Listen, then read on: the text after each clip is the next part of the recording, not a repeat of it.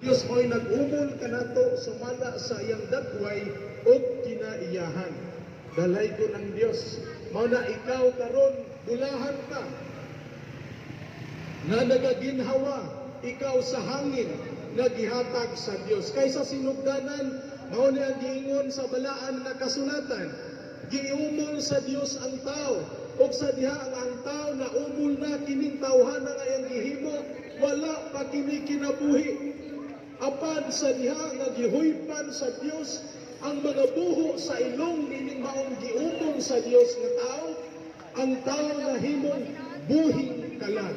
Mao kini ang tinuod sa nasulat sa kasulatan mga higala, nga ang tao sa diyang gihuypan sa Ginoo ang mga buho sa iyang ilong, nakabaton siya og kinabuhi.